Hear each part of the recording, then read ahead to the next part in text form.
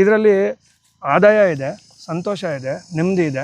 ಈಗ ಒಂದು ವೀಕೆಂಡಿಗೆ ನಾವು ಮಕ್ಕಳನ್ನ ಕರ್ಕೊಂಡು ರೆಸಾರ್ಟ್ಗೆ ಹೋಯ್ತು ಅಂದರೆ ಸಾವಿರಾರು ರೂಪಾಯಿ ಖರ್ಚಾಗುತ್ತೆ. ಅದೇ ನಮ್ಮ ತೋಟಕ್ಕೆ ಬಂದರೆ ಕಾರ್ ತುಂಬುವಷ್ಟು ಹಣ್ಣು ಹಂಪಲು ತರಕಾರಿ ಸಿಗುತ್ತೆ, ಅದನ್ನು ತೊಗೊಂಡು ನಾವು ಹೋಗ್ತೀವಿ. ನಮಸ್ಕಾರ ಸರ್, ನನ್ನ ಹೆಸರು ಮಾನಸ ಅಂತ. ಇವ್ರು ನನ್ನ ಹಸ್ಬೆಂಡ್ ವಿನಯ್. ಇಬ್ಬರು IT ನಲ್ಲಿದ್ದೀವಿ. ಹಾಸ್ಟೆಲಲ್ಲಿ ಕೆಲಸ ಮಾಡ್ತಾ ಇದ್ವಿ. 2015ರಲ್ಲಿ ವಾಪಸ್ ಬಂದ್ವಿ. ಅವರು ಕಾಗ್ನಿಸೆಂಟಲ್ಲಿ ಡೈರೆಕ್ಟರ್ ಕೆಲಸ ಮಾಡ್ತಾ ಇದ್ದಾರೆ. ನಾನು ಎಪ್ಸಿಲಾನ್ ಅನ್ನೋ ಕಂಪ್ನಿಲಿ ಕೆಲಸ ಮಾಡ್ತಾ ಇದ್ದೀನಿ. ಕೆಲಸ ಮಾಡ್ತಾ ನಾವು ವೀಕೆಂಡ್ ಫಾರ್ಮಿಂಗ್ ಮಾಡ್ತಾ ಇದ್ದೀವಿ. ವೀಕೆಂಡ್ ಫಾರ್ಮಿಂಗ್ ಅಂದರೆ ಎಲ್ರಿಗೂ ಕುತೂಹಲನೂ ಇರುತ್ತೆ, ಭಯನೂ ಇರುತ್ತೆ, ನಮ್ಮ ಕೈಲಿ ಆಗುತ್ತಾ ಅನ್ನೋದು. ಈಗ ನೀವು ಸುಮ್ಮನೆ ಲೆಕ್ಕ ಮಾಡಿದ್ರೆ ಶನಿವಾರ ಭಾನುವಾರ ರಜಾ, 104 ದಿವಸ ವರ್ಷದಲ್ಲಿ ಅದರಲ್ಲಿ ರಜಾ, 20 ದಿವಸ ಪಬ್ಲಿಕ್ ಹಾಲಿಡೇ, 20 ದಿವಸ ಆ್ಯನ್ಯುವಲ್ ಲೀವು, 10 ದಿವಸ ಸೀಕ್ ಲೀವು. ಹೆಚ್ಚು ಕಮ್ಮಿ ನಾವು ಅರ್ಧ ವರ್ಷ IT ಕಂಪ್ನಿಲಿ ಕೆಲಸ ಮಾಡ್ದಂಗೆ, ಇನ್ನು ಅರ್ಧ ವರ್ಷ ನಮಗೆ ರಜಾ ಇರುತ್ತೆ. ಸೊ ಸುಲಭವಾಗಿ ವೀಕೆಂಡ್ ಫಾರ್ಮಿಂಗ್ ಮಾಡ್ಬೋದು. ನಾವು ಮಾಡ್ತಾಯಿದ್ದೀವಿ. ನಾವು ಏನು ಬ್ಯಾಕ್ಗ್ರೌಂಡ್ ಇಲ್ಲದೆ, ನಾವು ಒಂದು ಡ್ರಿಪ್ ಪೈಪ್ ಕೂಡ ನೋಡಿರಲಿಲ್ಲ. ಜಮೀನು ತೊಗೊಂಡಾಗ ಏನೂ ಗೊತ್ತಿಲ್ಲದೆ ನಾವು ಶುರು ಮಾಡಿದ್ದೀವಿ. 4 ವರ್ಷದಿಂದ ಈ ಜರ್ನಿ ಸ್ಟಾರ್ಟ್ ಮಾಡಿದ್ದೀವಿ. ನಾನು ಬೆಂಗಳೂರಿಂದ, ತಂದೆ ಕೊಳ್ಳೇಗಾಲ, ಅಮ್ಮ ಮೈಸೂರು. ನಾವು ಮದುವೆ ಆದ 12 ವರ್ಷದಿಂದ ನಮಗೆ ಒಂದು ಕನಸಿತ್ತು, ನಮ್ಮದು ಒಂದೊಂದು ತೋಟ ಮಾಡಬೇಕು ಅಂತ. ನಮ್ಮಿಬ್ಬರು ಹೆಣ್ಮಕ್ಳಿಗೋಸ್ಕರ ನಾವು ಒಂದು ತೋಟ ಮಾಡಿ ಅವ್ರಿಗೆ ಇದೆಲ್ಲ ಕಲಿಸೋಣ, ತೋರಿಸೋಣ, ಸಿಂಪಲ್ ವೇ ಆಫ್ ಲೈಫ್ ತೋರಿಸಿ ಅವ್ರಿಗೆ ಖುಷಿ ಕೊಡೋಣ ಅಂತ. ಬರೀ ಒಂದು ಮಾಲು, ಒಂದು ಕೇಕು, ಒಂದು ಇದು ಬಿಟ್ಟು ಪ್ರಕೃತಿ ಮಧ್ಯೆ ಇರೋದು ಕಲೀಲಿ ಚಿಕ್ಕ ವಯಸ್ಸಿಂದ ಅಂತ ಆಸೆಯಿಂದ ಈ ತೋಟ ಮಾಡ್ತಾಯಿದ್ದೀವಿ. ತುಂಬ ಖುಷಿ ಕಂಡಿದ್ದೀವಿ. ಜಯನಗರದಲ್ಲಿ ಇರ್ತೀವಿ, ಬಟ್ ನಮ್ಮ ಮನಸ್ಸು ಯಾವಾಗಲೂ ಇಲ್ಲಿರುತ್ತೆ, ತಲಕಾವೇರಿ ಬೆಟ್ಟದಲ್ಲಿ, ಚಿಕ್ಕಬಳ್ಳಾಪುರ ಡಿಸ್ಟ್ರಿಕ್ಟಲ್ಲಿ. ನಾನು ಕಾಲೇಜ್ ಮುಗಿಸಿ ಹೈಯರ್ ಸ್ಟಡೀಸ್ ಮಾಡೋಕ್ಕೆ ಆಸ್ಟ್ರೇಲಿಯಾಗೆ ಹೋದೆ. ಅಲ್ಲಿ ಓದಿ ಮುಗಿಸಿ ಕೆಲಸ ಮಾಡಿ ಇಬ್ಬರು 8 ವರ್ಷ ಅಲ್ಲಿದ್ದು ವಾಪಸ್ ಬಂದ್ವಿ. ನಮ್ಮ ಊರಿಗೆ ಬರಬೇಕು, ನಮ್ಮ ನಾಡಲ್ಲಿ ಇರಬೇಕು, ನಮ್ಮ ದೇಶದಲ್ಲಿ ಇರಬೇಕು ಅಂತ, ನಮ್ಮ ಫ್ಯಾಮಿಲಿ ಜೊತೆ ಇರಬೇಕು ಅಂತ ಬಂದು ಈಗ ತೋಟ ಮಾಡ್ತಾಯಿದ್ದೀವಿ. ಇಲ್ಲಿ ತುಂಬಾ ನಾವು ಡೆವಲಪ್ಮೆಂಟ್ ಮಾಡಿದ್ದೀವಿ. ಸುಮಾರಷ್ಟು 1.5 ಎಕರೆಯಲ್ಲಿ 9,000 ಗಿಡ ಕೂರಿಸಿದ್ದೀವಿ. ಅಗಸೆ, ನುಗ್ಗೆ, ಗ್ಲಿಸಿಡಿಯಾ, ಮಧ್ಯದಲ್ಲಿ ಹಣ್ಣಿನ ಗಿಡ, ತೆಂಗು ನಮ್ಮ ಮೇನ್ ಕ್ರಾಪು. 72 ತೆಂಗು ಕೂತಿದೆ.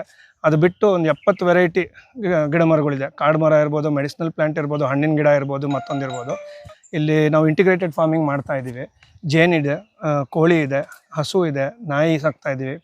ಮುಂದೆ ಕುರಿ ಮೇಕೆ ಮಾಡೋಣ ಅಂತಿದ್ದೀವಿ. ಮನೆಗೆ ಆಗಷ್ಟು ಸುಮಾರಷ್ಟು 20-22 ವೆರೈಟಿ ತರಕಾರಿ ಬೆಳ್ಕೊತಾ ಇದ್ದೀವಿ. ಈಗ ನಾವು ಮುಂಚೆ ಗೊತ್ತಿಲ್ಲದೆ ಸುಮಾರಷ್ಟು ಬದನೆ ಗಿಡ ಹಾಕ್ಬಿಟ್ಟು ಮೂಟೆ ಬದನೆಕಾಯಿ ಸಿಗ್ತಾಯಿತ್ತು. ಈಗ ನಾವು ಎಷ್ಟು ಗಿಡ ಹಾಕಿದ್ರೆ ಎಷ್ಟು ಬದನೆಕಾಯಿ ಬರುತ್ತೆ ಅಂತ ಕಲ್ತಿದ್ದೀವಿ.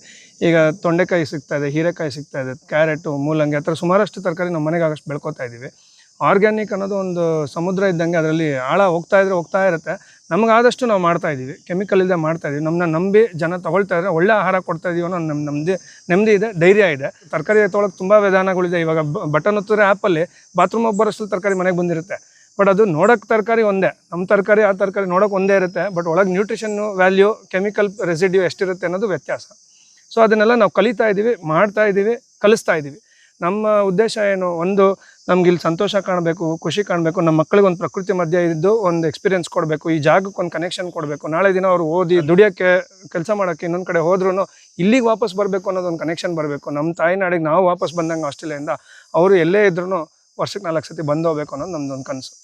ನಮ್ಮ ತೋಟದ ಹೆಸರು ಸ್ವಸ್ತಿವನ ಅಂತ. ಸ್ವಸ್ತಿ ಅಂದರೆ ನಾವು ತೋಟಕ್ಕೆ ಏನು ಹೆಸರಿಡೋಣ ಅಂತ ಯೋಚನೆ ಮಾಡ್ತಾ ಇದ್ವಿ. ಹೀಗೆ ಕಾರಲ್ಲಿ ಹೋಗ್ತಾ ಇರಬೇಕಾದ್ರೆ ನನ್ನ ಪಕ್ಕ ನನ್ನ 2 ಮಕ್ಕಳು ಕುತ್ಕೊಂಡಿದ್ರು. ಒಬ್ಳ ಹೆಸರು ಸ್ವರ, ಇನ್ನೊಬ್ಳ ಹೆಸರು ಸಿತಾರ. ಸೊ ಇಬ್ಬರು ಹೆಸರು ಸೇರಿ ಯಾವುದಪ್ಪ ಚೆನ್ನಾಗಿರೋ ಹೆಸರು ಮಾಡೋಣ ಅಂತ ಸ್ವರದಿಂದ ಸ್ವ ತೆಗೆದು ಸಿತಾರದಿಂದ STI ಸ್ವಸ್ತಿ ಅಂತ ಮಾಡಿಬಿಟ್ಟು, ಅದಕ್ಕೆ ತುಂಬ ಪರಿಶುದ್ಧ ಮೀನಿಂಗ್ ಕೂಡ ಇದೆ. ಸ್ವಸ್ತಿ ಅಂದರೆ ಶುದ್ಧ, ವನ ಅಂದರೆ ಫಾರೆಸ್ಟ್. ಸೊ ಫಾರೆಸ್ಟ್ ನ್ಯಾಚುರಲ್ ಆಗಿ ಆರ್ಗ್ಯಾನಿಕ್ ಫಾರ್ಮಿಂಗ್ ಮಾಡ್ತಾ ಇದ್ದೀವಿ. ಅದರಿಂದ ಫಾರೆಸ್ಟ್ ಫೀಲ್ ಕೊಡ್ತಾ ಇದ್ದೀವಿ, ನೇಚರಿಗೆ ವಾಪಸ್ ಕೊಡ್ತಾ ಇದ್ದೀವಿ ಅಂತ ವನ ಅಂತ ಹೆಸರಿಟ್ವಿ. ನಮ್ಮದು ಒಂದು ಮೇನ್ ಪ್ರಿನ್ಸಿಪಲ್ ಏನಂದರೆ ಸರ್, ಬೆಂಗಳೂರಿಂದ ಬರ್ತಾ ಕಾರ್ ಖಾಲಿ ಇರುತ್ತೆ, ಹೋಗ್ತಾ ಕಾರ್ ತುಂಬಿರುತ್ತೆ. ನಾವು ಹೊರಗಿಂದ ಏನೂ ತರಲ್ಲ. ಒಂದು ರಾಸಾಯನಿಕ ಹೆಸರು ಕೂಡ ನಮಗೆ ಗೊತ್ತಿಲ್ಲ. ಕಂಪ್ಲೀಟಾಗಿ ಆರ್ಗ್ಯಾನಿಕಾಗಿ ಬೆಳೀತಾ ಇದ್ದೀವಿ. ಎಲ್ಲ ಸೆಲ್ಫ್ ಸಸ್ಟೈನಿಂಗ್ ಮಾಡೋ ಪ್ರಯತ್ನ ಮಾಡ್ತಾ ಇದ್ದೀವಿ. ಅಂದರೆ ಇಲ್ಲಿ ಒಂದರದ್ದು ಔಟ್ಪುಟ್ ಇನ್ನೊಂದಕ್ಕೆ ಇನ್ಪುಟ್ ಆಗಬೇಕು ಅಂತ. ಎಕ್ಸಾಂಪಲಿಗೆ ಕೋಳಿ ಕಳೆ ತಿನ್ನುತ್ತೆ, ಹುಳ ತಿನ್ನುತ್ತೆ, ಅದ್ರ ಇಕ್ಕೆಯಲ್ಲಿ ಗೊಬ್ಬರ ಆಗುತ್ತೆ. ಹಸು ಇಲ್ಲಿ ನಾವು ಹಾಲಿಗೆ ಸಾಕ್ತಾ ಇಲ್ಲ ಸರ್, ಗಂಜಲಕ್ಕೆ, ಸಗಣಿಗೆ ಸಾಕ್ತಾ ಇದೀವಿ. ಅದರಿಂದ ನಮಗೆ ಒಳ್ಳೆ ವರ್ಮಿ ಕಾಂಪೋಸ್ಟ್ ಸಿಗ್ತಾ ಇದೆ. ಗಂಜಲದಿಂದ ಒಳ್ಳೆ ನಿಯಂತ್ರಣ ಆಗ್ತಾ ಇದೆ, ಎಲ್ಲ ಫಂಗಸ್ ಆಗಲಿ ಇನ್ನೊಂದಾಗಲಿ. ಯಾರು ಹೇಳಿದ್ರೆ ನಂಬ್ತಾರೋ ಇಲ್ಲೋ ನನಗೆ ಗೊತ್ತಿಲ್ಲ. 4 ವರ್ಷದಲ್ಲಿ ನಾನು 10 ರೂಪಾಯಿ ಕೂಡ ಬೇವಿನ ಎಣ್ಣೆ ಖರ್ಚು ಮಾಡಿಲ್ಲ. ಎಲ್ಲರೂ ಆರ್ಗ್ಯಾನಿಕ್ ಅಂದ ತಕ್ಷಣ ಬೇವಿನ ಎಣ್ಣೆ ಖರ್ಚು ಮಾಡ್ತಾರೆ, ಅದು ಕಾಸ್ಟ್ಲಿ, ಅದನ್ನು ಹಾಕ್ತಾರೆ. ನಾವು ಪ್ರತಿಯೊಂದು ಗಂಜಲದಲ್ಲೇ ನೀವು ಕಂಟ್ರೋಲ್ ಮಾಡ್ತಾ ಇದೀವಿ. ಈಗ 1 ತಿಂಗಳಿಂದ ಫುಲ್ಲು ಬ್ಲ್ಯಾಕ್ ಫಂಗಸ್ ಆಗಿತ್ತು, ಫುಲ್ ತೋಟ ಬರೀ ಗಂಜಲದಲ್ಲೇ ಕಂಟ್ರೋಲ್ ಮಾಡಿದ್ದೀವಿ. ಯಾವುದು ಇದು ನನ್ನ ಹೊಸ ಟರ್ಮ್ ಏನು ಅಂದರೆ ಸರ್, ನಾವು ವೀಕೆಂಡ್ ಫಾರ್ಮಿಂಗ್ ಮಾಡಬೇಕು ಅಂತಂದರೆ ಕಷ್ಟ ಕಮ್ಮಿ, ಲಾಭ ಜಾಸ್ತಿ, ಸಂತೋಷ ಇನ್ನೂ ಜಾಸ್ತಿ ಇದ್ರೇ ಸಸ್ಟೈನ್ ಆಗೋಕ್ಕಾಗೋದು. ನನಗೆ ಬರೀ ವೀಕ್ ಫುಲ್ ಕೆಲಸ ಮಾಡಿ ಐ ಟಿಯಲ್ಲಿ ಸ್ಟ್ರೆಸ್ಸಲ್ಲಿ ಕೂತ್ಕೊಂಡು ಟ್ರಾಫಿಕ್ ಅನುಭವಿಸ್ಕೊಂಡು ವೀಕೆಂಡಲ್ಲೂ ನಾನು ಬರೀ ಕಷ್ಟಪಡಬೇಕು, ಇನ್ನೊಂದು 20 ಕೆಲಸ ಮಾಡಬೇಕು ಅಂದರೆ ಆಗೋದಿಲ್ಲ. ಸೊ ನನ್ನ ಟರ್ಮ್ ಏನಂದರೆ, ನಾವು ಮಾಡ್ತಾ ಇರೋದು ಸೋಂಬೇರಿ ಕೃಷಿ. ತುಂಬ ಸುಲಭ, ಓಡಾಡೋದು, ಹಣ್ಣು ಕಿತ್ಕೊಂಡು ತಿನ್ನೋದು ಅಷ್ಟೇ ನಾವು ಮಾಡ್ತಾ ಇರೋದು. ಇನ್ಪುಟ್ ಜಾಸ್ತಿ ಕೊಡಲ್ಲ, ಏನೂ ಸ್ಪ್ರೇ ಮಾಡಲ್ಲ, ಏನೂ ಕೆಲಸ ಇಲ್ಲ. ಕಳೆ ಕೂಡ ನಾವು ವರ್ಷಕ್ಕೆ 2 ಸತಿ ತೆಗೆಯಲ್ಲ. ಇಲ್ಲಿ ನಾವು ಸರ್ ಒಂದು ಸಾಲಲ್ಲಿ ಅಗಸೆ ಗಿಡ, ಒಂದು ಸಾಲಲ್ಲಿ ಗ್ಲಿರ್ಸಿಡಿಯಾ ಗಿಡ, ಒಂದು ಸಾಲಲ್ಲಿ ನುಗ್ಗೆ ಗಿಡ, ಹಾಗೆ 3 ಸಾಲು ಆಲ್ಟರ್ನೇಟ್ ಮಾಡ್ಕೊತಾ ಬಂದಿದ್ದೀವಿ. ಈ ಅಗಸೆ ಗಿಡ ಯಾಕೆ ಹಾಕ್ತಾರೆ, ಅಗಸೆ ಅಂದರೆ ಏನಕ್ಕೆ ಉಪಯೋಗ ಅಂತ ಕೇಳ್ತಾರೆ. ಇದರಲ್ಲಿ ಹಲವಾರು ಉಪಯೋಗ ಇದೆ. ಫಸ್ಟು ಎಲೆ ಬಿದ್ದು ಗೊಬ್ಬರ ಆಗುತ್ತೆ. ಸೆಕೆಂಡು ಕುರಿ ಮೇಕೆಗೆ ಹಸುಗೆ ಒಳ್ಳೆ ಮೇವಾಗುತ್ತೆ, ಅದು ಪ್ರತಿದಿನ ನಮ್ಮ ಹಸುಗಳಿಗೆ ತಿನ್ನಿಸ್ತೀವಿ ನಾವು. ಆಮೇಲೆ ಈ 10 ಅಡಿಗೆ ಒಂದು ಮರ ಬಿಟ್ಟಿದ್ದೀವಿ, ನೆಕ್ಸ್ಟ್ ಅದಕ್ಕೆ ಪೆಪ್ಪರ್ ಹಬ್ಬಿಸ್ತೀವಿ. ಇಲ್ಲಿ ಮಧ್ಯದಲ್ಲಿ ಕಟಿಂಗ್ ಮಾಡಿರೋ ಅಗಸೆ ಮರ ನೆಲಕ್ಕೆ ಹಿಂಗೆ ಹಾಕ್ತಾ ಹೋದರೆ ಕಾರ್ಬನ್ ಭೂಮಿಗೆ ಸೇರ್ತಾ ಹೋಗುತ್ತೆ. ಆಮೇಲೆ ಇದೊಂದು ವಾತಾವರಣ ಕ್ರಿಯೇಟ್ ಆಗುತ್ತೆ. ಎಲ್ಲರೂ ಏನು ಹೇಳೋದು ಅಂದರೆ, ಯಾವುದೇ ಗಿಡ ಆಗಲಿ 3% ಭೂಮಿಯಿಂದ ತಗೊಳುತ್ತೆ, 97% ವಾತಾವರಣದಿಂದ ತಗೊಳುತ್ತೆ ಅಂತ. ಎಲ್ಲರೂ ಫಾರ್ಮಿಂಗ್ ಮಾಡ್ಬೇಕಾದ್ರೆ ಬರೀ ಭೂಮಿ ಸಾಯಿಲ್ಗೆ ಇದು ಕೊಡಿ ಅಂತಾರೆ. ಬಟ್ ವಾತಾವರಣ ನಾವು ಸೃಷ್ಟಿ ಮಾಡಿಲ್ಲ ಅಂದರೆ ಸಮೃದ್ಧಿ ಆಗೋಕ್ಕೆ ತುಂಬ ಕಷ್ಟ ಗಿಡಕ್ಕೆ. ಸೊ ನಾವು ವಾತಾವರಣ ಕ್ರಿಯೇಟ್ ಮಾಡೋದಕ್ಕೆ 2000 ಅಗಸೆ ಗಿಡ ಹಾಕಿದ್ದೀವಿ. ನೆಕ್ಸ್ಟು ಗ್ಲಿರ್ಸಿಡಿಯಾ ಗೊಬ್ಬರದ ಮರ ಅಂತ ಕರೀತಾರೆ. ಅದು ಜರ್ಮನ್ ಒರಿಜಿನ್ ಗಿಡ. ಅದು ನೀವು ಅಬ್ಸರ್ವ್ ಮಾಡಿ, ತೋಟದಲ್ಲಿ ಬಂದಾಗ ಯಾವುದೋ ಒಂದು ಗ್ಲಿರ್ಸಿಡಿಯಾ ಗಿಡ ಕಳ ಅಥವಾ ಕಾಯಿಲೆ ಬಂದಿರ್ಬೋದು, ಪಕ್ಕದಲ್ಲೇ ಒಂದು ಹಣ್ಣಿನ ಗಿಡ ಇರುತ್ತೆ, ಅದಕ್ಕೇನೂ ಆಗಿರಲ್ಲ. ವರ್ಷಕ್ಕೆ 1 ಅಥವಾ 2 ಸತಿ ಗ್ಲಿರ್ಸಿಡಿಯಾ ಬುಡದಲ್ಲೇ ಕಟ್ ಮಾಡಿ ಮಣ್ಣಿಗೆ ಸೇರಿಸ್ತೀವಿ. ಆ ಎಲೆನೆಲ್ಲ ಗೊಬ್ಬರಕ್ಕೆ ಹಾಕ್ತೀವಿ. ಅದರಿಂದ ನಮಗೆ ತುಂಬಾ ಗ್ರೋತ್ ಪ್ರಮೋಟರ್ ಆಗಿ ಕೆಲಸ ಮಾಡ್ತಾಯಿದೆ ಗ್ಲಿರ್ಸಿಡಿಯಾ. ಪ್ಲಸ್ ಬೇಸಿಗೆಯಲ್ಲಿ ನೋಡಿದಾಗ ನೀವು ಯಾವುದು ಪ್ರೂನಿಂಗ್ ಮಾಡಿದೆ, ನಾವು ಫುಲ್ ಬಿಟ್ಟಿದ್ದೀವಿ, ನೆರಳು ಬಂದಿದೆ, ಮಣ್ಣು ಸುಡ್ತಾ ಇಲ್ಲ, ಬಿಸಿಲಿಂದ ನಾವು ಮಣ್ಣು ಫಲವತ್ತತೆ ಕಳ್ಕೊತಾ ಇಲ್ಲ. ಅದು ಗ್ಲಿರ್ಸಿಡಿಯಾದ ಕೆಲಸ. ನೆಕ್ಸ್ಟ್ ಬಂದು ನಮ್ಮದು ನುಗ್ಗೆ ಸಾಲು. ಈ ನುಗ್ಗೆ ಸಾಲನ್ನು ನೀವು ನೋಡ್ಬೋದು, ಎಲ್ಲ ಪ್ರೂನಿಂಗ್ ಮಾಡಿದ್ದೀವಿ. ಇವಾಗ ಕಾಯಿ ತಗೊಂಡ್ಮೇಲೆ ಪ್ರೂನಿಂಗ್ ಮಾಡಿದ್ದೀವಿ. ಮತ್ತೆ ಕೌಲು ಹೊಡೆಯುತ್ತೆ, ಮತ್ತೆ ನೆರಳು ಬರುತ್ತೆ, ನಮ್ಗೆ ಸುಮಾರಷ್ಟು ಸೊಪ್ಪು ಸಿಗುತ್ತೆ. ಸೊಪ್ಪು ಎಲೆ ಕೆಳಗೆ ಬಿದ್ದು ಗೊಬ್ಬರ ಆಗುತ್ತೆ, ನುಗ್ಗೆಕಾಯಿ ಸಿಗುತ್ತೆ. ನಾವು ನುಗ್ಗೆಕಾಯಿ 10 ರೂಪಾಯಿ kg 15 ರೂಪಾಯಿ kg ಅಂತ ಮಣ್ಣಿಗೆ ಹಾಕಲ್ಲ. ನಾವು ಎಷ್ಟು ಬೇಕೋ ಅಷ್ಟು ತೊಗೊಳ್ತೀವಿ, ನಮಗೆ ಸ್ನೇಹಿತರಿಗೆ ನೆಂಟರಿಗೆ ತೊಗೋತೀವಿ. ಮಿಕ್ಕಿದೆಲ್ಲ ಬೀಜಕ್ಕೆ ಬಿಡ್ತೀವಿ. ನೀವು ನೋಡ್ತಾ ತೋಟದಲ್ಲಿ ಸುಮಾರಷ್ಟು ಕಾಣುತ್ತೆ. 2000 ರೂಪಾಯಿ kg ಬೀಜಕ್ಕೆ ಇಲ್ಲಿ ಬಂದು ತೊಗೊಂಡು ಹೋಗ್ತಾ ಇದ್ದಾರೆ. ಈಗ ಸರಿಸುಮಾರು ಒಂದು 20-22 kg ನಾವು ಬೀಜ ಮಾರಿದ್ದೀವಿ. ನೀವು ಅಗಸೆ ಬೀಜ, ನುಗ್ಗೆ ಬೀಜ ಸೇರಿ ಅಗಸೆ ಬೀಜನೂ ನಾವು ಸೇಲ್ ಮಾಡ್ತಾಯಿದ್ದೀವಿ. ಇದಲ್ಲದೆ ನಮಗೆ ನುಗ್ಗೆ ಸೊಪ್ಪು, ಅಗಸೆ ಸೊಪ್ಪು ಮುಂದಕ್ಕೆ ತೋರಿಸ್ತೀನಿ, ಅದನ್ನು ಒಣಗಿಸಿ ಪೌಡ್ರ್ ಮಾಡಿ ಅದನ್ನು ಮಾರ್ತಾಯಿದ್ದೀವಿ. ಸುಮಾರಷ್ಟು ಜನ ಸಾಯಿಲ್ ಟೆಸ್ಟಿಂಗು, ವಾಟರ್ ಟೆಸ್ಟಿಂಗ್ ಅಂತ ಸುಮಾರಷ್ಟು ಕಷ್ಟಪಡ್ತಾರೆ. ನಾವು ಈ ಭೂಮಿಗೆ ಬಂದಾಗಿಂದ ಸರ್ ನಾನು ಸಾಯಿಲ್ ಟೆಸ್ಟಿಂಗ್ ಮಾಡಿಲ್ಲ, ವಾಟರ್ ಟೆಸ್ಟಿಂಗ್ ಮಾಡಿಲ್ಲ. ನಮಗೆ ರಿಸಲ್ಟ್ ಕಾಣಿಸ್ತಾ ಇದೆ, ಸಾಯಿಲ್ ಇಂಪ್ರೂವ್ ಆಗ್ತಾ ಇದೆ, ಅದು ನಮ್ಮ ಕಣ್ಣಲ್ಲಿ ಕಾಣಿಸ್ತಾ ಇದೆ. ಈಗ ಇನ್ನೊಂದು ಪ್ರಶ್ನೆ ಬರುತ್ತೆ ಅಂದರೆ, ಆರ್ಗ್ಯಾನಿಕ್ ಫಾರ್ಮಿಂಗು, ಒಂದು ತೋಟ ಮಾಡಿದ್ರೆ, ಈ ಥರ ಸಮಗ್ರ ಕೃಷಿ ಮಾಡಿದ್ರೆ ಇನ್ಕಮ್ ಬರುತ್ತಾ, ಏನು ಇನ್ಕಮ್ ಬರುತ್ತೆ ಅನ್ನೋದೊಂದು ಎಲ್ಲರಿಗೂ ಕುತೂಹಲ ಇರುತ್ತೆ. ನಮ್ಮಲ್ಲಿ ಸರ್ ಇವಾಗ ಪಪಾಯ, ಬಾಳೆ, ನುಗ್ಗೆಕಾಯಿ, ನುಗ್ಗೆ ಸೊಪ್ಪು, ಅಗಸೆ ಸೊಪ್ಪು, ಗೆಣಸು, ತರಕಾರಿ, ಹಲವಾರು ಥರ ತರಕಾರಿ, ಇದೆಲ್ಲನೂ ನಾವು ನಮ್ಮ ಮನೆಗಾಗಿ ಹೆಚ್ಚಿರೋದನ್ನ ಸೇಲ್ ಮಾಡ್ತಾಯಿದ್ದೀವಿ. ನಮ್ಮದು ವಾಟ್ಸಪ್ಪಲ್ಲಿ ಒಂದು ಗ್ರೂಪ್ ಮಾಡ್ಕೊಂಡಿದ್ದೀವಿ. ಇಷ್ಟ ಇರೋರು ನಮ್ಮ ನೆಂಟರಾಗಿರ್ಬೋದು, ಸ್ನೇಹಿತರಾಗಿರ್ಬೋದು, ನಮ್ಮ ಅಪಾರ್ಟ್ಮೆಂಟಲ್ಲಿ ನಮ್ಮ ನೇಬರ್ಸ್ ಆಗಿರ್ಬೋದು, ಅವರೆಲ್ಲರೂ ಇದ್ದಾರೆ. ನಾವು ಅದರಲ್ಲಿ ಗ್ರೂಪಲ್ಲಿ ಏನು ಬೇಕು ಅಂತ ಕೇಳ್ತೀವಿ ಅಥವಾ ಏನಿದೆ ಅಂತ ಹೇಳ್ತೀವಿ, ಅದು ಬಂದು ತೊಗೊಂಡೋಗ್ತಾರೆ. ಆಶ್ಚರ್ಯ ಆಗ್ಬೋದು ಸರ್ ನಿಮಗೆ, ನಮ್ಮದು ಪಪ್ಪಾಯ 70 ರೂಪಾಯಿ kg ಮಾರಿದ್ದೀವಿ. ಇವಾಗಲೂ 70 ರೂಪಾಯಿಗೆ ಮಾರ್ತಾಯಿದ್ದೀವಿ. ಒಂದು ಟೈಮಲ್ಲಿ ಪಪ್ಪಾಯ ಕಮ್ಮಿ ಇದ್ದು ಬೇಡಿಕೆ ಜಾಸ್ತಿ ಇದೆ, 100 ರೂಪಾಯಿ kg ನಾವು ಮಾರಿದ್ದೀವಿ. 100 ರೂಪಾಯಿ ಏನಪ್ಪ ಇವ್ರು ಸುಮ್ಮನೆ ಹೇಳ್ತಾರೆ, ಹಣ್ಣಿಗಲ್ಲ kgಗೆ. ಆಮೇಲೆ ನಮ್ಮದು ನಾಟಿ ಆರೋದ್ರಿಂದ ಪ್ರತಿ ಹಣ್ಣು 3 kg 4 kg 6 kg ಪಪ್ಪಾಯ ನಾವು ತೆಗೆದಿದ್ದೀವಿ. ಈ ತೋಟದಲ್ಲಿ 6 kg ಪಪ್ಪಾಯ ನಾವು ತೆಗೆದಿದ್ದೀವಿ. ಹಣ್ಣಿಗೆ ಏನಕ್ಕೆ 70 ರೂಪಾಯಿ ಕೊಡ್ತಾರೆ? ಇವಾಗ ರೈತರು ಹೇಳ್ತಾರೆ, ಅಯ್ಯೋ 5 ರೂಪಾಯಿ ಇದೆ ಬೆಲೆ, 7 ರೂಪಾಯಿ ಇದೆ, ನಾವು ಬಿಸಾಕ್ತೀನಿ, ಟ್ರಾನ್ಸ್ಪೋರ್ಟೇಷನ್ ವರ್ಕೌಟ್ ಆಗಲ್ಲ ಅಂತ. ಸರ್, ಬೆಳೆಸೋದು ಪ್ರಕೃತಿ, ಮಾರೋದು ನಮ್ಮ ಕೆಲಸ. ಮಾರ್ಕೆಟಿಂಗ್ ನಮ್ಮ ಕೆಪಬಿಲಿಟಿ ಮೇಲಿರುತ್ತೆ. ಮಾರ್ಕೆಟಿಂಗ್ ಮಾಡಬಾರ್ದು. ಮಾರ್ಕೆಟಿಂಗ್ ಅಂದರೆ ಅವರಿಗೆ ಒಪ್ಪಿಸಿ ಸೇಲ್ ಮಾಡೋದಂತಲ್ಲ, ಅವರಿಗೆ ಯಾಕೆ ನಾನು ಅಷ್ಟು ಕೊಡಬೇಕು ಅನ್ನೋದು ಎಕ್ಸ್ಪ್ಲೇನ್ ಮಾಡಬೇಕು. ಆರ್ಗ್ಯಾನಿಕ್ ಬೆಳೆದ್ರೆ ನಮ್ಗೆ ಏನು ಖರ್ಚಾಗುತ್ತೆ, ಏನು ಕಷ್ಟ ಆಗುತ್ತೆ, ಏನು ಕೆಲಸ ಆಗುತ್ತೆ ಅನ್ನೋದು ನಾವು ಎಕ್ಸ್ಪ್ಲೇನ್ ಮಾಡಬೇಕು. ಈಗ ಉದಾಹರಣೆಗೆ ನಾವು ಕಾರ್ ತುಂಬ ತುಂಬ್ಕೊಂಡು ಹೋಗ್ತೀವಿ, 10 ಪಪ್ಪಾಯ ತೊಗೊಂಡ್ರೆ 1 ಪಪ್ಪಾಯ ಆದರೂ ಬಿಸಾಕಂಗಾಗುತ್ತೆ. ಯಾಕಂದರೆ ನಮ್ಮದು ಆರ್ಗ್ಯಾನಿಕ್, ಹಣ್ಣು ಮೇಲೆ, ಮರದ ಮೇಲೆ ಹಣ್ಣಾದ್ಮೇಲೆ ನಾವು ಕೀಳೋದು. ಸೊ ಕಾರಲ್ಲಿ ಬಿಸಿ ಶಾಖಕ್ಕೆ ಅದು ಅಮ್ಕೋಗುತ್ತೆ. ಸೊ ಅದು ನಮಗೊಂದು ವೇಸ್ಟೇಜ್ ಆಗುತ್ತೆ. ಬಟ್ ಅಂದ್ರೂ ಮಿಕ್ಕಿದ 9 ಪಪ್ಪಾಯ ನಾವು 70 ರೂಪಾಯಿ kg ಹಂಗೆ ಕೊಡ್ತೀವಿ. ಅವರು ಯಾಕೆ ತೊಗೊಳ್ತಾರೆ? ರುಚಿ. ನಮ್ಮ ಪಪ್ಪಾಯಿಗೆ ಒಂದು ಫ್ಯಾನ್ ಕ್ಲಬ್ ಇದೆ ಸರ್. ಪಪ್ಪಾಯ ರುಚಿಗೋಸ್ಕರ ಒಂದು ತೊಗೊಳ್ತಾರೆ. ಪ್ಲಸ್ ಒಂದು ನಮ್ಮ ಮೇಲೆ ನಂಬಿಕೆ, ಇದರಲ್ಲಿ ಏನೂ ಕೆಮಿಕಲ್ ಹಾಕಿಲ್ಲ, ಫರ್ಟಿಲೈಸರ್ ಇರ್ಬೋದು, ಪೆಸ್ಟಿಸೈಡ್ ಇರ್ಬೋದು, ಏನೂ ಒಂದು ಹೊಡೆದಿಲ್ಲ, ಹಣ್ಣು ತೊಳೆದೇ ತಿನ್ಬೋದು ಅನ್ನೋಷ್ಟು ಧೈರ್ಯ ಇರೋದ್ರಿಂದ ಅವರು ಆ ಹಣ ಕೊಟ್ಟು ತೊಗೊಳ್ತಾರೆ. ಈಗ ವಾಟ್ಸಪ್ಪಲ್ಲಿ ನಿನ್ನೆ ಒಬ್ಬರು ಮೆಸೇಜ್ ಮಾಡಿದ್ರು ನಮ್ಮ ಬಿಲ್ಡಿಂಗಲ್ಲಿ, ಡಾಕ್ಟ್ರ್ ಹೇಳಿದ್ದಾರೆ ನುಗ್ಗೆ ಸೊಪ್ಪು ತಿನ್ನಿ ಅಂತ, ನನಗೆ ನೀನು ತಂದುಕೊಡಿ ಅಂದರು. ನಾನು ಇನ್ನೊಂದು ಸ್ವಲ್ಪ ದಿನ ಬರಲ್ಲ, ತೋಟದಲ್ಲೇ ಇರ್ತೀವಿ ಅಂದಿದ್ದಕ್ಕೆ ಕಾಯ್ತೀನಿ ತೊಗೊಂಡು ಬನ್ನಿ ಅಂದರು. ಸೊ ಯಾಕಂದರೆ ಅವರು ಆರ್ಗ್ಯಾನಿಕ್ ಪದಾರ್ಥಕ್ಕೆ ಬೆಲೆ ಕೊಡ್ತಿರೋದು, ಅಲ್ಲಿ ಸಿಗದೆ ಇರೋ ಪದಾರ್ಥ ಅಲ್ಲ ನುಗ್ಗೆ ಸೊಪ್ಪು, ಎಲ್ಲಿ ಬೇಕಾದ್ರೂ ಸಿಗುತ್ತೆ. ಸೊ ಆರ್ಗ್ಯಾನಿಕ್ ಅನ್ನೋದಕ್ಕೆ ಬೆಲೆ ಏನು ಅಂತ ತಿಳಿಸ್ಕೊಟ್ರೆ ನಿಮ್ಮ ಮಾರ್ಕೆಟಿಂಗ್ ಕೆಲಸ ನಿಮ್ಮದು ಮುಗೀತು. ಜನಕ್ಕೆ ಹಣ ಇರುತ್ತೆ ಸರ್, ಆರೋಗ್ಯ ಬೇಕು. ನೆಮ್ಮದಿ ಬೇಕು, ಒಳ್ಳೆ ಆಹಾರ ಬೇಕು. ಅದಕ್ಕೆ ನಾವು ಬೆಳ್ಕೊಳ್ತೀವಿ. ನಮ್ಮ ತೋಟ ನೋಡಿರೋರಿಗೆ, ನಮ್ಮ ಮೇಲೆ ನಂಬಿಕೆ ಇರೋರಿಗೆ ಸೇಲ್ ಮಾಡೋದು ತುಂಬಾ ಸುಲಭ. 1 ಎಕರೆನಲ್ಲಿ ಒಂದು ಫ್ಯಾಮಿಲಿ ಏನೆಲ್ಲ ಮಾಡ್ಕೋಬೋದು ಅನ್ನೋದು ಒಂದು ಉದಾಹರಣೆಗೆ, ನೀವು ಒಂದು ಸಣ್ಣ ಮನೆ ಮಾಡಿ, ಕುರಿ ಕೋಳಿಗೆ ಒಂದು ಶೆಡ್ ಮಾಡಿ, ಮುಂದಕ್ಕೆ ನೀವು ರಿಟೈರ್ಮೆಂಟ್ ಆದಮೇಲೆ ಕುರಿ ಕೋಳಿಗೆಲ್ಲ ಒಂದು ಬಿಸ್ನೆಸ್ ಮಾಡಿಕೊಂಡು ನಮ್ಮ ಶೆಡ್ಡಲ್ಲಿ ಸರ್ ಮುಂದೆ ನೋಡೋಣ. ನನ್ನ ಪ್ರಕಾರ ಒಂದು 100 ರಿಂದ 150 ಕುರಿ, ಒಂದು 200 ರಿಂದ 300 ಕೋಳಿ ಸುಲಭವಾಗಿ ಸಾಕ್ಬೋದು, ಹಸು ಅಲ್ಲದೆ. ಸೊ ಅದರಿಂದ ಸುಮಾರಷ್ಟು ಇನ್ಕಮ್ ಎಕ್ಸ್ಪೆಕ್ಟ್ ಮಾಡ್ಬೋದು. ನಮ್ದು 72 ತೆಂಗಿದೆ, ಅದರಿಂದ ಇನ್ಕಮ್ ಬರುತ್ತೆ. ಅದಲ್ಲದೆ ಸುಮಾರಷ್ಟು ಒಂದು 770 780 ಹಣ್ಣಿನ ಗಿಡಗಳಿದೆ. ಪ್ರತಿಯೊಂದರಿಂದ ನಮಗೆ ಆಹಾರ ಸಿಗುತ್ತೆ, ಪ್ಲಸ್ ಸೇಲ್ ಮಾಡೋಕ್ಕೆ ಸಿಗುತ್ತೆ. ನಾವು ಸುಮಾರಷ್ಟು ಜಾಗ ತರಕಾರಿಗೆ ಬೆಳ್ಕೊಂಡು ಬಿಟ್ಟಿದ್ದೀವಿ. ಇರೋ ತರಕಾರಿ, ಬೇಕಿರೋ ತರಕಾರಿ ಎಲ್ಲ ಬೆಳ್ಕೊಬೋದು. ನಾವು ಮುಂದೆ ಮಶ್ರೂಮ್ ಬೆಳೆಯೋಣ ಅಂತ ಪ್ರಯತ್ನ ಮಾಡೋಣ ಅಂತಿದ್ದೀವಿ. ಸೊ ಇದೆಲ್ಲನೂ 1.5 ಎಕರೆಲಿ ಸುಲಭವಾಗಿ ಮಾಡ್ಬೋದು. ಸೊ ಅದನ್ನು ನಾವು ಮಾಡ್ತಾ ಇದೀವಿ, ಕಲಿತಾ ಇದೀವಿ ಸರ್. ಇವಾಗಿನ AI ಕಾಲದಲ್ಲಿ ನಾವು ರೂಟ್ಸ್ನ ಮರೆಯೋದು ತುಂಬಾ ಸುಲಭ ಆಗ್ಬಿಟ್ಟಿದೆ. But coming back to roots ಅನ್ನೋದು ಎಷ್ಟು ಇಂಪಾರ್ಟೆಂಟ್. ಯಾವುದೇ ಪ್ರೊಫೆಷನ್ ಆಗಿರ್ಲಿ, ನಾವು ರೂಟ್ಸ್ ಜೊತೆ ನಾವು ಗ್ರೌಂಡೆಡ್ ಆಗಿ ಎಲ್ಲ ಇದ್ರೆ, ನಾಟ್ ಓನ್ಲಿ ವೆಜಿಟೇಬಲ್ಸ್ ತಗೋ, ಫ್ರೂಟ್ಸ್ ತಗೋ, ತಿನ್ನು ಅಂತ ಅಲ್ಲ, ನೇಚರ್ ಇಂದ ನಮ್ಗೆ ಎಷ್ಟು ಹೆಲ್ತ್ ಬೆನಿಫಿಟ್ಸ್ ಇದೆ. ನಮ್ಮ ಮನ್ಸು, ಮೆಂಟಲ್ ಹೆಲ್ತ್ ಎಷ್ಟು ಸ್ಟೇಬಲ್ ಆಗಿರುತ್ತೆ. ಅದೆಲ್ಲ ನಮ್ಗೆ ಇದು ತೋಟ ಮಾಡಿದ್ಮೇಲೆ, ಇಷ್ಟು ವರ್ಷ ಆದ್ಮೇಲೆ ತುಂಬಾನೇ ಅನುಭವ ಆಗಿದೆ. ಈಗ ಹೋಗಿ ಜಿಮ್ ಅಲ್ಲಿ 2 ಅವರ್ ವರ್ಕೌಟ್ ಮಾಡ್ತಾರೆ ಜನ, ಬಟ್ ಆ ಜಿಮ್ ಇಂದ ವಾತಾವರಣ ಹೇಗಿರುತ್ತೆ? ಕ್ಲೋಸ್ಡ್ ಸ್ಪೇಸ್ ಅಲ್ಲಿ ನಮ್ಗೆ ಉಸಿರಾಡಕ್ಕೂ ಜಾಗ ಇರೋದಿಲ್ಲ. ಬಟ್ ಇಲ್ಲಿ ಬಂದ್ರೆ ಎಷ್ಟು ನೇಚರ್, ಇಲ್ಲಿ ನಮ್ಮ ಬೆಟ್ಟ ವ್ಯೂ ಇದೆ, ಇಲ್ಲಿ ನಮ್ಮ ಮನೆ ಇದೆ. ಮತ್ತೆ ಇನ್ನೊಂದೇನಂದ್ರೆ ಸರ್, ಎಲ್ಲರೂ ನಾನು ರೈತ ಅಂತಾರೆ. ನನ್ನ ಪ್ರಕಾರ ಅದು ತಪ್ಪು ಸರ್. ನಮ್ಮದು ರೈತ ಕುಟುಂಬ ಅನ್ನಬೇಕು ಸರ್. ಯಾಕಂದರೆ ಯಾರು ಒಬ್ಬರೇ ಆಗಿ ಅಚೀವ್ ಮಾಡೋಕ್ಕಾಗಲ್ಲ ಏನೂ. ಗಂಡಸಾಗಲಿ ಹೆಂಗಸಾಗಲಿ ಮನೇಲಿ ಇಬ್ಬರದು ಸಪೋರ್ಟ್ ಇದ್ರೇ ಒಂದಕ್ಕೊಂದು ಸೇರಿ ಮುಂದೆ ಹೋಗೋಕ್ಕಾಗೋದು. ಸೊ ನಾವು ಬೋತ್ ಆರ್ ವೀಕೆಂಡ್ ಫಾರ್ಮರ್ಸ್, ಇಬ್ಬರು ಮಾಡ್ತೀವಿ. ನಮ್ಮ ಮಕ್ಳಿಗೂ ಹೇಳ್ಕೊಡ್ತಾ ಇದ್ದೀವಿ. ಸುಮಾರಷ್ಟು ಸಾಲಲ್ಲಿ ಹಳದಿ ಎಲ್ಲ ನಾವು 4 ಜನ, ನಾನು 7, ನಮ್ಮ ಮಕ್ಕಳು ಹಾಕಿದ್ವಿ. ಅದು ನಾವು ತೆಗಿಬೇಕಾದ್ರೂ ಅಷ್ಟೇ ಖುಷಿ, ಹಾಕ್ಬೇಕಾದ್ರೂ ಅಷ್ಟೇ ಖುಷಿ. ಕೈ ಮಣ್ಣಾಗಬೇಕು, ಕೈ ತೊಳೆಯೋಕೆ ಓಡೋಗಬಾರ್ದು. ನಮ್ಮ ಮೊದಲನೇ ಮಗಳು ಸರ್ ಈ ಭೂಮಿಗೆ ಫಸ್ಟ್ ಟೈಮ್ ಬಂದಾಗ ಅವಳಿಗೆ 5 ವರ್ಷ ಕಾರಿಂದ ಇಳಿಯ ಅಂದರೆ ಮಣ್ಣು ನೋಡಿ ಎಷ್ಟು ಗಲೀಜು, ನಾನು ಇಳಿಯಲ್ಲ ಅಂದ್ಲು. ಈಗ ಗೊಬ್ಬರಕ್ಕೆ ಕೈ ಹಾಕಿ ಎಲ್ಲ ಹಾಕ್ಬೇಕು ಹೇಳು ಅಂತಾಳೆ. ಸೊ ಅದು ಟ್ರಾನ್ಸ್ಫಾರ್ಮೇಷನ್ಗಿಂತ ನಮಗೆ ದೊಡ್ಡ ರಿಟರ್ನ್ ಆನ್ ಇನ್ವೆಸ್ಟ್ಮೆಂಟ್ ಯಾವತ್ತೂ ಸಿಗಲ್ಲ ಸರ್.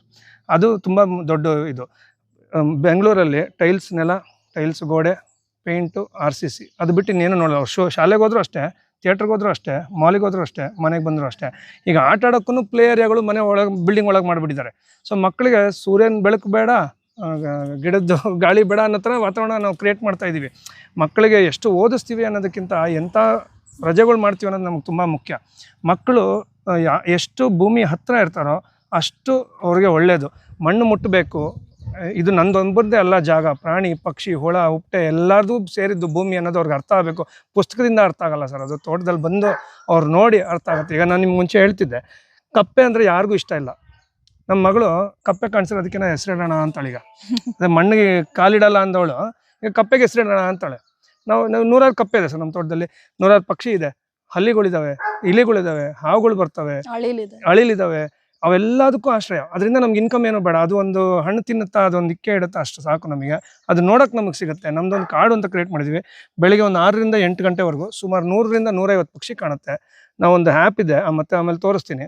ಆ ಆ್ಯಪಲ್ಲಿ ಆನ್ ಮಾಡಿದ್ರೆ ಪಕ್ಷಿದು ಸೌಂಡ್ ಕೇಳಿಸ್ಕೊಂಡು ಅದು ಯಾವ ಪಕ್ಷಿ ಅಂತ ಹೇಳುತ್ತೆ. ನಾನು ನನ್ನ ಮಕ್ಕಳು, ನನ್ನ ಮಿಸ್ಸಸ್ಸು ಕೂತ್ಕೊಂಡು ಆ ಪಕ್ಷಿ ಫೋಟೋ ನೋಡಿ ಅದ್ರ ಸೌಂಡ್ ಕೇಳಿಸ್ಕೊಂಡು ಅದ್ರ ಬಗ್ಗೆ ಓದ್ತೀವಿ. ಅದು ಇಲ್ಲಿದೇನಾ, ಬೇರೆ ಕಡೆಯಿಂದ ಬಂತ, ಯಾವ ತಿಂಗಳಲ್ಲಿ ಬರುತ್ತೆ, ಯಾವ ತಿಂಗಳಲ್ಲಿ ಮೊಟ್ಟೆ ಇಡುತ್ತೆ, ಅದು ನಾವು ಕಲ್ತಂಗಾಯ್ತು. ಪುಸ್ತಕದಲ್ಲಿ ಕಲಿಯೋದು ಹೆಂಗಿದೆ, ಇಲ್ಲಿ ತೋಟದಲ್ಲಿ ಕಲಿಯೋದು ಹೆಂಗಿದೆ, ಒಂದು ಎಕ್ಸಾಂಪಲ್ ನಾನು ಹೇಳಿದ್ದು. ಆಮೇಲೆ ಇವತ್ತಿಗೂ ಸರ್ ಇಷ್ಟೆಲ್ಲ ಮಾಡಿದ್ಮೇಲೂ ನಮ್ಗೆ ತುಂಬ ಇದೆ ಕಲಿಯೋದು. ಶ್ರೀಗಂಧದ ಗಿಡ ನ್ಯಾಚುರಲ್ ಆಗಿ ಇಲ್ಲಿ ಬಂದಿದೆ, ನಾರ್ತ್ ಈಸ್ಟ್ ಕಾರ್ನಲ್ಲಿ ಬಂದಿದೆ. 2 ವರ್ಷದ ಗಿಡ ಅಂತ ಯಾರು ಹೇಳೋಕ್ಕಾಗಲ್ಲ, ಅಷ್ಟು ಚೆನ್ನಾಗಿ ಬೆಳೆದಿದೆ. ನಮಗೆ ಯಾವ ಗಿಡ ಅಂತ ಗೊತ್ತಿಲ್ಲದೆ ಸುಮ್ಮನೆ ಇದ್ದೀವಿ. ಇವಾಗ ಗೊತ್ತಾಗ್ತದೆ ಶ್ರೀಗಂಧ ಅಂದ್ಬಿಟ್ಟು. ಈ ಶ್ರೀಗಂಧಕ್ಕೆ ಯೂಟ್ಯೂಬಲ್ಲಿ ನೀವು ಹುಡುಕಿದ್ರೆ 25 ಒಪಿನಿಯನ್ ಸಿಗುತ್ತೆ. ಈ ಹೋಸ್ಟ್ ಕೊಡಬೇಕು, ಇದು ಮಾಡಬೇಕು ಅಂತ ನಾವು ಏನು ಮಾಡಿಲ್ಲ ಸರ್. ಡ್ರಿಪ್ ಪೈಪ್ ಹಾಕ್ಬಿಟ್ಟು ಅಲ್ಲಿ ನೀರು ಕೊಡೋದು ಬಿಟ್ಟು ಗೊಬ್ಬರ ಕೂಡ ಕೊಟ್ಟಿಲ್ಲ ಗಿಡಕ್ಕೆ. ಹೇಗಿದೆ ನೋಡಿ. ಇದು ಎಲ್ಲರೂ ಹೇಳ್ಬೋದು, ಒಂದು 15 ವರ್ಷ 20 ವರ್ಷ ಆದ್ಮೇಲೆ ಇಷ್ಟು ಲಕ್ಷ ಬರುತ್ತೆ, ಕೋಟಿ ಬರುತ್ತೆ ಅಂತ ಎಲ್ಲ. ಬಟ್ ನಮಗೇನಪ್ಪ ಇಂಪಾರ್ಟೆಂಟ್ ಅಂತ ಅಂದ್ರೆ, ಇದರಿಂದಾನು ನ್ಯೂಟ್ರಿಷನ್ ಬರುತ್ತೆ, ಇದರಿಂದಾನು ಪಲ್ಯ ಎಲ್ಲ ಮಾಡ್ಕೊತಾರೆ. ಆಮೇಲೆ ಆಂಟಿ ಏಜಿಂಗ್ ಪ್ರಾಪರ್ಟೀಸ್ ಇದೆಯಂತೆ ಇದರಲ್ಲಿ, ವಿಚ್ ವಾಸ್ ವೆರಿ ಅನ್ಪಾಪ್ಯುಲರ್. ನಮಗೆಲ್ಲ ಗೊತ್ತೇ ಇರಲಿಲ್ಲ. ಹಾಗೆ ಸ್ಟಡಿ ಮಾಡ್ತಾ ಇದು ಗೊತ್ತಾಯ್ತು, ಆಂಟಿ ಏಜಿಂಗ್ ಪ್ರಾಪರ್ಟೀಸ್ ಇದೆ. ಇದೆಲ್ಲ ಲಕ್ಷ ಕೊಟ್ಟರು ಕೋಟಿ ಕೊಟ್ರು ಬರ್ದೇ ಇರೋದು ಅಲ್ಲ ಸರ್. ಈಗ ಎಲ್ಲರ ಬಾಯಲ್ಲೂ 2 ಅಕ್ಷರ ಏನಿದೆ ಅಂದರೆ, 1 ವರ್ಷ 1-2 ವರ್ಷದಿಂದ ಎ ಅಂತ ಇಂದ ಯಾವುದೇ ಜಾಬ್ ಚೇಂಜ್ ಆಗ್ಬೋದು, ಯಾವುದೇ ಜಾಬ್ ಹೋಗ್ಬೋದು, ಇನ್ನು ಹಣ ಮಾಡೋಕ್ಕೆ ಅವಕಾಶ ಸಿಗ್ಬೋದು ಅಥವಾ ಕಷ್ಟದಲ್ಲಿ ಹೋಗ್ಬೋದು. ಕೃಷಿಲೂ ಬರ್ಬೋದು. ಹೇಗೆ ಬರ್ಬೋದು? ಮಾರ್ಕೆಟಿಂಗಲ್ಲಿ ಸಹಾಯ ಬರ್ಬೋದು. ಸ್ವಲ್ಪ ಹಣ್ಣು ತರಕಾರಿ ಗಿಡ ಬೆಳೆಯೋಕ್ಕೆ ವಿಧಾನಗಳು ಕಲಿಸ್ಬೋದು. ಬಟ್ ಮಣ್ಣನ್ನು ಚೇಂಜ್ ಮಾಡೋಕ್ಕಾಗಲ್ಲ.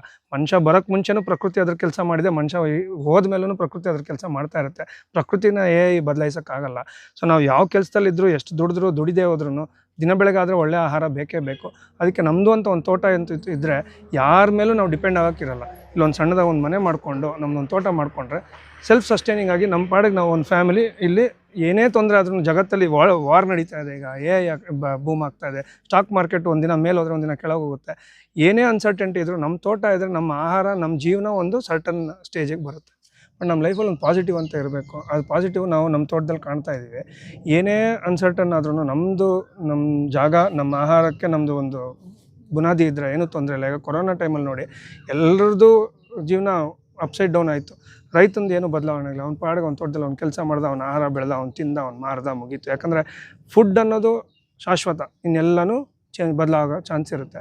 ಸೊ ಅದಕ್ಕೆ ನಮ್ಮ ತೋಟ ಮಾಡಿಕೊಂಡು ನಾವು ಬೆಳ್ಕೊಂಡು ಇದ್ದರೆ ಬರಲಿ, ವಾರ ಆಗಲಿ, ಪೆಟ್ರೋಲ್ ಪ್ರೈಸ್ ಜಾಸ್ತಿ ಆಗಲಿ, ಮತ್ತೊಂದಾಗಲಿ, ನಮಗೆ ಏನೂ ತೊಂದರೆ ಆಗಲ್ಲ. ನಮ್ಮ ಕೃಷಿ, ನಮ್ಮ ಕೆಲಸ ನಾವು ಮಾಡ್ಕೊಂಡು ಹೋಗ್ತಾ ಇರ್ಬೋದು. ಅರಳಿ ಮರ ಆಕ್ಸಿಜನ್ ಕೊಡುತ್ತೆ ಅಂತ ಹೇಳಿದ್ರು ನಮ್ಮ ಹಸ್ಬೆಂಡು. ಬಟ್ ನಾನು ಚಿಕ್ಕವಳಿದ್ದಾಗಿಂದನೂ ನೋಡ್ತಾ ಇದ್ದೀನಿ. ಬೆಳಿಗ್ಗೆ 5 ಗಂಟೆಗೆ ಸ್ನಾನ ಮಾಡಿಕೊಂಡು ಹೆಣ್ಣು ಹುಡುಗಿರು ಅರಳಿ ಮರದ ಪ್ರದಕ್ಷಿಣೆ ಹಾಕ್ತಾ ಇರ್ತಾರೆ. ಏನಕ್ಕಪ್ಪ ನಾವು ನಮ್ಮ ದೊಡ್ಡವ್ರು ಹೇಳಿದ್ ಮಾಡಬೇಕು ಅಂತ ಮಾಡ್ತಾ ಇದ್ವಿ. ನಾನು ಮಾಡ್ತಾ ಇದ್ದೆ. ಬಟ್ ಆಮೇಲೆ ರೀಸನ್ ಗೊತ್ತಾಯಿತು. ನಾವು ಎಜುಕೇಷನ್ನು ಎಲ್ಲ ಮುಗಿದ್ಮೇಲೆ ನಮಗೆ ರೀಸನ್ ಗೊತ್ತಾಯಿತು. ಅರಳಿ ಮರ one of such plants where oxygen is emitted 24/7.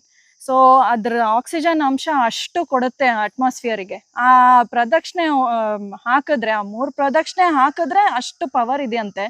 ಅದರಿಂದ ನಮ್ಮ ಹ್ಯೂಮನ್ ಬಾಡಿಗೆ ಚೇಂಜಸ್ ಆಗಿ, ಪಾಸಿಟಿವ್ಲಿ ಇಂಪ್ಯಾಕ್ಟ್ ಆಗಿ, ಪ್ರೆಗ್ನೆಂಟ್ ಆಗದೆ ಇರೋ ಹೆಂಗಸರು ಕೂಡ ಪ್ರೆಗ್ನೆನ್ಸಿ ನ್ಯೂಸ್ ಬರುತ್ತಂತೆ. ಅಷ್ಟು ಮಹತ್ವ ಇದೆ ಅರಳಿ ಮರಕ್ಕೆ. ಸೊ ನಮಗೆ ತುಂಬ ಖುಷಿ ಆಗುತ್ತೆ. ಇದು ಇಷ್ಟು ಬೆಳೆದಿರೋದು ನೋಡಿ ತುಂಬ ಖುಷಿ ಆಗುತ್ತೆ. ಇದ್ರ ಎಲೆನೂ ಅಷ್ಟೇ, ಶೇಪ್ ನೋಡಿದ್ರೆ ಅದು ನೇಚರ್ ಎಷ್ಟು ಡಿಫ್ರೆಂಟ್ ಆಗಿ ಎಲ್ಲದನ್ನು, ಎಲ್ಲ ಆಸ್ಪೆಕ್ಟು ಕನ್ಸಿಡರ್ ಮಾಡಿ ನೇಚರು ಎಷ್ಟು ಬ್ಯೂಟಿಫುಲ್ ಆಗಿ ಮಾಡಿದೆ ಈ ಮರನ ಅಂತ ಅನ್ಸುತ್ತೆ.